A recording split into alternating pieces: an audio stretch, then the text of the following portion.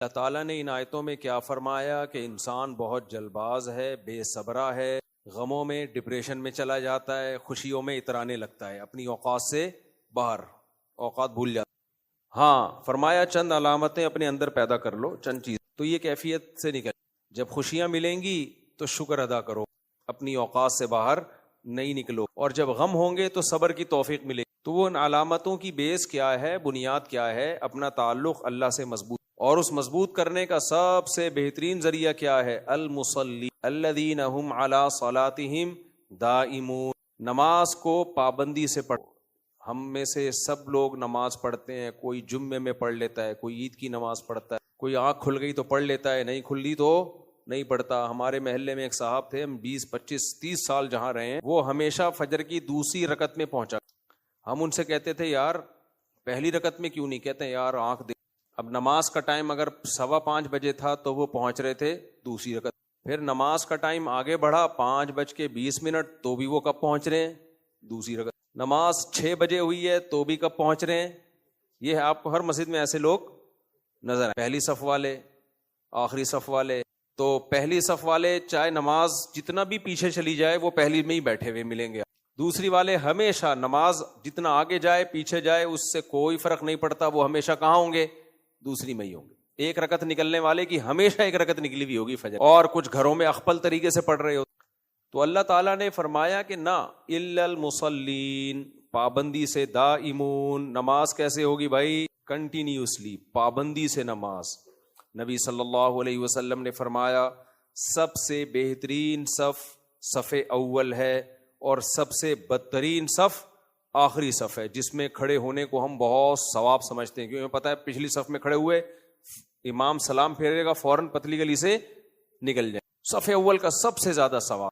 نبی صلی اللہ علیہ وسلم نے ارشاد فرمایا کہ جو لوگ صف اول میں نماز پڑھتے ہیں، جماعت سے نماز پڑھتے ہیں، قیامت کے دن وہ خاص مقرب لوگوں میں ہوں۔ دیکھو جب بھی کسی بڑے کا دربار لگتا ہے، جو وی آئی پی لوگ ہوتے ہیں وہ پیچھے ہوتے ہیں یا آگے ہوتے ہیں؟ جو وی آئی پی ہوتے ہیں نا، جو وی آئی پی ہوتے ہیں بالکل ساتھ ہوتے ہیں، وی آئی پی اس سے تھوڑا سے پیچھے، اور وہ بےچارے جو بالکل لو کوالٹی کے ہوتے ہیں، ان کسی کو چپلوں پہ جگہ مل رہی ہوتی ہے، کسی کو جگہ مل نہیں رہی ہوتی، کھڑے کھڑے ہوئے ہی ہوتے۔ تو اللہ تعالیٰ کا بھی ایسے دربار لگتا ہے، اور آخرت میں لگے گا۔ دنیا میں بھی دربار لگتا ہے، دنیا میں اللہ کا دربار کہاں لگتا ہے؟ 5 ٹائم مسجدوں میں لگتا ہے۔ تو اللہ تعالیٰ کہتے ہیں کہ جو دنیا میں میرے دربار میں آگے آگے آئے گا نا، کیونکہ ابھی میں نظر نہیں آ رہا، غیب پر ایمان لایا ہے، اور وہ میرے سامنے کھڑا ہوتا ہے، آ کے اگلی صف میں کھڑا ہوتا ہے، تو یہ کیسے ہو سکتا ہے کہ آخرت میں جب میرا دربار لگے تو میں اس کو پیچھے رکھ دوں؟ دیکھو ہم دنیا میں وی آئی پی کی ڈیفینیشن الگ ہے، آخرت میں وی آئی پی کی ڈیفینیشن الگ۔ دنیا میں وی آئی پی کون ہوتا ہے جی؟ 17واں گریڈ، پھر 18واں گریڈ، پھر 19واں گریڈ، 1 لاکھ تنخواہ والا، 2 لاکھ تنخواہ والا، 2 کروڑ تنخواہ والا، 2 کروڑ تنخواہ والا، اس کے بعد 2 ارب والا، صحیح ہے نا؟ وہ الگ کیٹیگری ہے، وہ ہم جیسے غریب لوگ وہاں سوچ بھی نہیں سکتے۔ وہ وی آئی پی ہوتے ہیں وہ لوگ، سیاستدان ہو گئے، نواز شریف صاحب ہو گئے، جناب شہباز شریف ہو گئے، یہ ایسے لوگ جب ہم اوپر دیکھتے ہیں ان کے رتبے کی طرف دنیا کے لحاظ سے تو ہماری پگڑیاں گر جائیں۔ تو یہ ہے دنیا کے بھائی، تعلیم کے لحاظ سے الگ کیٹیگری ہے بھائی، یہ وی آئی پی ہے۔ تو آخرت کے وی آئی پی کی ڈیفینیشن ہی بالکل کیا ہے؟ الگ، اور اس کی ایک لاجک بھی ہے۔ آپ مجھے ایک بات بتاؤ، کمپنی آپ کو کوئی کام دے، جو کام کو فوکس کرے گا کمپنی کی نظر میں سب سے زیادہ ویلیو اس کی ہوگی نا؟ کیا خیال؟ دیکھو کمپنی نے کچھ لوگوں کو بھیجا، کوئی پروجیکٹ کسی دوسرے کنٹری میں بھیجا کہ یار ایک بلڈنگ بنا، کمپنی آنے جانے کا ٹکٹ بھی دے گی، کھانے کا خرچہ بھی دے گی، علاج معالجے کے لیے 2-4 ڈاکٹروں کو بھی بھیج دے گی، تو بہت سارے لوگوں کے ذمے مختلف کام ہوں گے، لیکن ہدف سب کا ایک ہی ہوگا کہ ان سب نے مختلف کام کرنے ہیں۔ ڈاکٹر نے کوئی امپلائی بیمار ہو گیا تو اس کا علاج کرنا ہے، جو شیف ہے اس کا کام ہے ملازمین کو کھانا پکا کے دینا، سریا والا ہے اس کا کام ہے سریا ارینج کرنا، جو انجینئرز ہیں ان کا کام ہے بھائی میپ بنا کے دینا۔ یہ سارے ایک پروجیکٹ پہ عمل کر رہے ہیں کہ نہیں کر رہے؟ لیکن ہدف سب کا کیا ہے؟ ایک، کہ یہ پروجیکٹ مکمل ہو جائے، یہ بلڈنگ مکمل ہو جائے۔ اب کمپنی کی نظر میں سب سے زیادہ ویلیو اس کی ہوگی جو اس پروجیکٹ کو فوکس کرے گا۔ اب کیا ہوا، ایک امپلائی ایسا تھا جس کے پاس بہت پیسہ تھا، وہ وہاں گیا اور کمپنی کے کام کو چھوڑ کر عیاشی میں لگ دائیں بائیں گھوم رہا ہے, کھا رہا ہے, پی رہا ہے, موج مستیاں کر رہا ہے, وی آئی پی تو ہے نا, بہت پیسے والا ہے, کمپنی کی نظر میں اس کی ویلیو ہوگی. کمپنی کہے گی بھائی تو جو مرضی کر, عیاشی کر, کھا پی, لیکن اس کو کمپنی نکال. دنیا میں اصول یہ ہے کہ آپ جب کسی کے ذمے کوئی کام لگاتے ہیں تو آپ کی نظر میں ویلیو اس کی ہوتی ہے جو آپ کے ویژن کا حصہ بنے, آپ کے ویژن کی تکمیل کا ذریعہ بنے. اگر آپ کا ہدف اور آپ کے ویژن کا وہ حصہ نہیں بن رہا, وہ ہوگا بھائی بہت بڑا آدمی ہوگا, ہمارا کیا لینا دینا اس سے. لوگ کہتے ہیں نا, ابے بھائی ہوگا وہ بہت بڑا, اپنے گھر میں ہوگا, کیا خیال ہے بھائی, تو محلے کا دادا ہوگا, اپنے علاقے میں ہوگا. کہتے ہیں نا لوگ, تو محلے کا دادا ہوگا, اپنے علاقے میں ہوگا, تو بہت سخی ہوگا, اپنے علاقے میں ہوگا, تو بڑا خوبصورت ہوگا, اپنی بیوی کے سامنے ہوگا. صحیح ہے نا, ہم نے کیا کرنا ہے تیری خوبصورتی سے. ایک مثال دے رہے ہیں. انسان ہمیشہ اس کو فوکس کرتا ہے کہ جو اس کے ہدف اور اس کے ویژن کا حصہ ہو. اس بیس پہ انسان کیٹیگری مختلف لوگوں کی کو مختلف کیٹیگریز میں ڈیوائڈ کرتا ہے. تو دیکھو اس کائنات کا مالک کون ہے؟ اللہ ہے, جس نے اس کائنات کو بنایا, جس نے اس کائنات کو بنایا, جو کریٹر ہے. اس نے ہمیں ایک پروجیکٹ دیا ہے, لیکن اس نے لوگوں میں مختلف صلاحیتیں پیدا کی ہیں. ہر شخص اپنی صلاحیتوں کے لحاظ سے اس پروجیکٹ کی تکمیل میں لگا ہوا. اللہ نے ہمیں پروجیکٹ کیا دیا ہے؟ اللہ نے اس پروجیکٹ کو قرآن میں مختلف طریقوں سے بیان. ایک جگہ اللہ نے فرمایا کہ هل اتى على الانسان حين من الدهر لم يكن شيئا مذكورا انا خلقنا الانسان من نطفة امشاج نبتليه فجعلناه سميعا بصيرا. اللہ فرماتے ہیں ہم انسان کو آزمانا چاہتے تھے, ہم نے پانی سے بنایا انسان کو, ہم چاہتے تھے ہم اس کو آزمائیں, لہذا ہم نے اس کو سننے اور دیکھنے کی, سوچنے سمجھنے کی صلاحیت دی تاکہ یہ ہماری نشانیاں اپنی آنکھوں سے دیکھے اور دیکھ کے یقین کر لے کہ یہ سب کچھ خود بخود نہیں بن سکتا. سمجھ رہے ہو کہ نہیں سمجھ رہے؟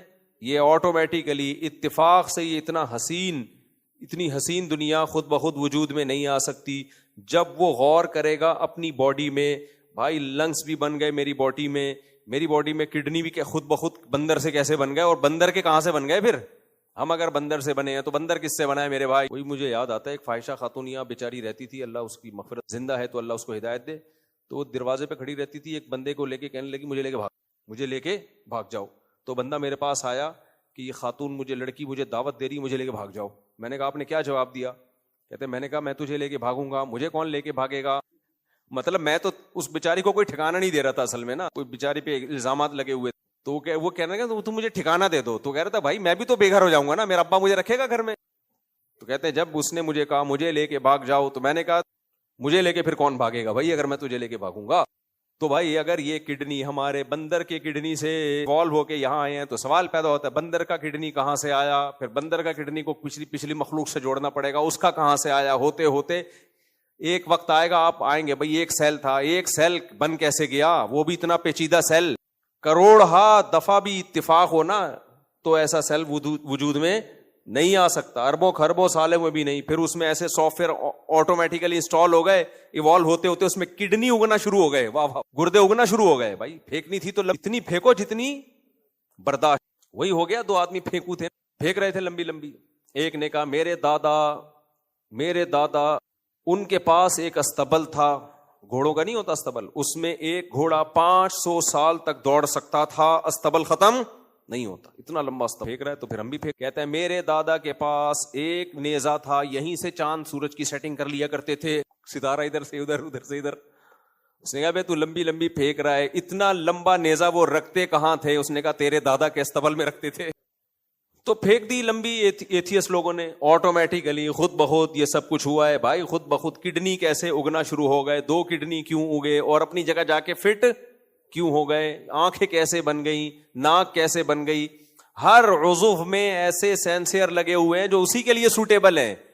اور میرے بھائی اگر یہ سب خود بخود بنا ہے تو ہارڈ ویئر بن گیا, سافٹ ویئر کیسے بن گیا؟ ابے اتفاق سے ہارڈ ویئر تو وجود میں آ سکتا ہے, کروڑوں خربوں سال میں بھی ایسا تو ہارڈ ویئر بھی وجود میں نہیں آ سکتا. انسان ہارڈ ویئر اور سافٹ ویئر دونوں چیزوں کا مجموعہ ہے. نہیں آئی میرا خیال ہے بات؟ سافٹ ویئر روح ہے, آنکھ یہ صرف ہارڈ ویئر نہیں ہے, اس کے اندر دیکھنے کی صلاحیت ہے. وہ کیا ہے؟ سافٹ ویئر ہے, اور اس میں وائرس بھی آتا ہے. دماغ ہارڈ ویئر بھی ہے اور اس کے اندر روح کیا ہے؟ سافٹ ویئر جس سے وہ دماغ سوچتا ہے. اتنا ذہین دماغ اب تک ایسا سافٹ ویئر نہیں ایجاد کر سکا جو سوچے. انسان کا اتنا ذہین دماغ، وہ اب تک ایسا دماغ روبوٹ کا ایجاد نہیں کر سکا جو خود سوچے. کمال کی بات ہے. اور یہ والا دماغ جو سوچ رہا ہے یہ خود بخود بن گیا. نہیں آئی میرا خیال ہے بات؟ دوبارہ سے بولتا ہوں، دیکھو روبوٹ کے پاس بھی ایک عدد دماغ بھائی، وہی جو اس کی جو میموری ہوتی ہے، تو کمپیوٹر کے پاس بھی دماغ ہوتا ہے، لیکن وہ خود سوچتا ہے. یہ ہم سوچواتے ہیں اس کو، ہم اس کو سمجھاتے ہیں یہ بٹن دبایا نا تو یہ. تبھی اگر روبوٹ کا غلطی سے غلط بٹن دب گیا نا، تمہیں رکھ کے چماٹ لگا دے. وہ ایک کلپ کسی نے بھیجا تھا، ایک روبوٹ سب کچھ صحیح، تو اس کا ایک بٹن دب گیا ایک آدمی سے، وہ اب سچ بولنا شروع کر دی. اس میں سافٹ ویئر ایسے ڈالے ہوئے تھے جو پوچھو گے. تو اس نے روبوٹ سے پوچھا، ہاں بھائی میرا اور فلانے کا نام کیا ہے، فلانے کا نام کیا ہے، سب صحیح بتا رہا ہے نا. بڑا خوش ہو گیا. اس نے کہا میرے ابا کا نام کیا؟ کہہ رہے یار میرا ابا ہے. بس یہ ٹینشن میں آ گیا، یار پبلک کے سامنے میری بےزتی ہو رہی ہے. تو اس نے روبوٹ سے پوچھا کہ یار یہ کوئی واٹس ایپ پہ پرانا کلپ ہے، کسی نے مجھے بھیجا تھا، یہ میرا اپنا لطیفہ نہیں ہے، یہ کہیں سے کلپ. تو اس نے پوچھا کہ یار اگر میرا ابا وسیم کے بجائے غفار ہے فار ایگزامپل، تو میری ماں نے بتایا کیوں نہیں مجھے؟ تو روبوٹ کہتا ہے کم بخت بتاتی پکڑی نہیں یار، اس لیے بتائے. تو کوئی بھی بٹن دب جائے. ایسے روبوٹ اتنے ذہین ہوتے نہیں ہیں. آرٹیفیشل انٹیلیجنس بھی ضروری نہیں ہے کہ ہر چیز وہ تو گوگل سے معلومات لے گی نا. آرٹیفیشل انٹیلیجنس کہاں سے نالج لیتی ہے؟ گوگل سے لے کے مرج کر کے مارکیٹ میں ڈال دیتی ہے. اگر گوگل پہ ہی غلط کسی نے ڈالی ہے معلومات تو وہ تھوڑی صحیح بتائے گی آپ. تو میرے بھائی ہارڈ ویئر بھی ہے انسان میں اور سافٹ ویئر بھی ہے. سانس لیتا ہے ایک پورا سسٹم. ایک انڈین ہے بڑے زبردست، اس کی ویڈیوز، اس نے جو زمین بننے کا پروسیس ہے، کیا نام ہے یار اس کا، نام بھول جاتا ہوں، بڑی زبردست معلومات. ابے نہیں یار، ایک ہے بڑا ملینز میں، اس کے ایک کلپ ملینز میں جاتا ہے. ابے نہیں ہوئے، وہ بڑا اسٹائل میں بولتا ہے. ہاں اس سے کسی نے پوچھا خدا ہے یا نہیں، تو اس نے کہا ہو سکتا ہے ہو. میرے بھائی یہاں آپ ڈنڈی مار رہے ہو، یہاں آپ کیا کر رہے ہو؟ آپ کی اپنی جو معلومات آپ ہمارے ساتھ شیئر کر رہے ہو، ان معلومات وہ پکار کے کہہ رہی ہیں کہ خدا ہے، تو آپ اس میں ڈنڈی نہ مار. آپ جو نالج دے رہے ہو نا سائنس کی ہمیں، مثال کے طور پر اس نے کیا نالج، زبردست نالج دی. اس نے کہا یہ زمین ایسے آگ کا گولا تھی، پھر سورج سے الگ ہوئی، پھر یوں ہوئی، پھر فلانا ساری چیزیں نا. ان میں ایک پروسیس بھی اگر آگے پیچھے ہوتا تو انسان وجود میں نہیں ہے، زندگی وجود میں نہیں ہے. اب ایک آخری پروسیس رہ گیا تھا، زمین کو 23 ڈگری جھکانا. ابے جو سیارے ہیں نا ایسے سیدھے زمین کے گرد چاند تو ایسے زمین کے گرد گھومتا ہے کہ جو حصہ اس کا روشن ہے قیامت تک وہی روشن رہے گا، دوسرے حصے پہ سورج کی روشنی پڑتی نہیں، لہذا موسمی تبدیلیاں نہیں ہیں. لیکن زمین کا حساب کیسا ہے؟ زمین ایسے نہیں گھوم رہی، زمین جھکی بھی گھوم رہی ہے. اس کا نتیجہ کیا نکلتا ہے؟ جب اس طرح گھومتی ہے تو جب 6 مہینے سورج یہاں زیادہ پڑتا ہے، ادھر گرمی ادھر سردی، پھر گھوم کے جب ادھر آتی ہے تو یہ والا حصہ سامنے ہو جاتا ہے، ادھر گرمی ادھر سردی، اسی سے دن رات چھوٹے ہوتے ہیں. تو یہ کتنا بڑا سوال ہے بھائی، کون ہے جس نے زمین کو 23 ڈگری جھکایا ہے؟ اور ستارے نہیں جھکے ہوئے اس طریقے سے، زمین جھکی ہوئی ہے. اور اگر یہ زیادہ جھک جاتی تو موسمی تبدیلیوں میں ڈفرنس بہت زیادہ ہو جاتا، کم جھکتی تو بہت کم ہوتا، جو سوٹیبل نہیں تھا انسان کے لیے. اتنے تمیز سے جھکی ہے. تو اس نے اس کا جواب دیا کہ ایک ستارہ، ایک زمین ایسے گھوم رہی تھی تو ایک کوئی بڑا ستارہ سیارہ آ کے ٹکرایا، دھاڑ کر کے زمین کیا ہو گئی؟ ٹیڑھی ہو گئی.